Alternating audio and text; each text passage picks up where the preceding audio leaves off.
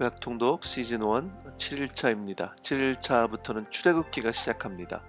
출애굽기 1장부터 6장까지입니다. 출애굽기는 야곱의 자손들이 애굽으로 내려가서 번성하며 노예의 삶을 살면서 400여 년이 흐릅니다. 이스라엘 백성들은 이 기간 동안 20세 이상의 장정만 60만 명이 넘게 되고 모세를 통해서 애굽에서 탈출하게 됩니다. 10가지 재앙과 유월절 사건, 또 시내산에서 맺는 언약과 십계명, 성막을 만들도록 하시는 하나님에 대한 이야기가 나옵니다. 하지만 이스라엘 백성들은 가데스 바네아에서 하나님께 불순종함으로 가나안에 바로 들어가지 못하고 광야에서 훈련을 받게 됩니다. 1장에서는 시간이 흘러서 요셉을 알지 못하는 왕이 등장하고 이스라엘 백성이 불어나면서 그들을 두려워하며 이집트 사람들은 히브리 사람들을 노예로 부리게 됩니다. 이스라엘 백성들을 억압하면 억압할수록 숫자가 계속 늘어나자 바로는 모든 히브리 남자아이를 나일강에 던지라고 명령합니다. 그런 위기 가운데 모세는 태어납니다. 모세를 낳아서 석 달 동안 키우다가 더 이상 방법이 없어서 갈대 상자를 만들어서 나일강에 모세를 띄웁니다. 마침 바로의 딸이 목욕을 하러 나왔다가 모세를 발견하고 결국 모세는 바로의 딸의 양자가 됩니다.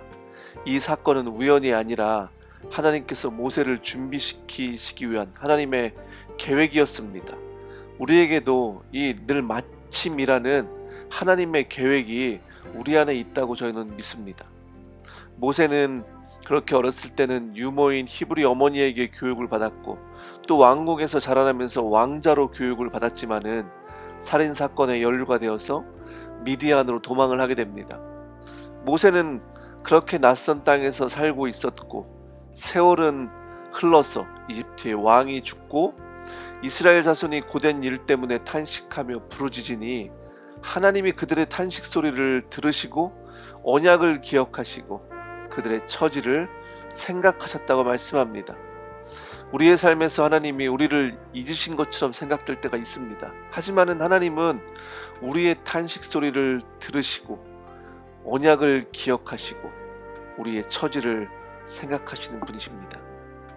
모세는 호렙산에서 타지 않는 떨기나무를 보게 되고 거기에서 모세를 부르시는 하나님을 만납니다.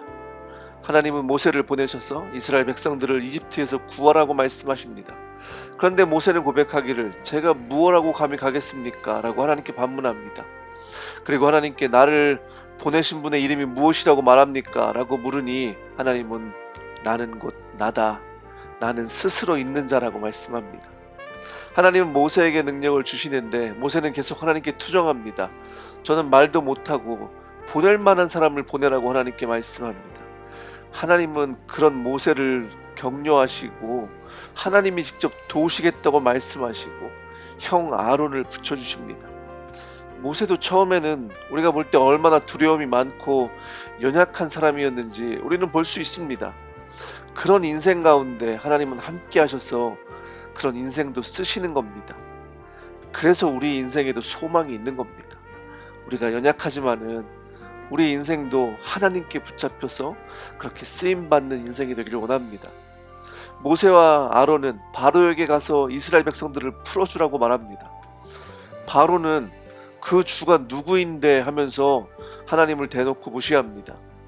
하나님은 모세에게 말씀하시기를 이제 너는 내가 바로에게 하는 일을 보게 될 것이라고 분명하게 말씀하시죠.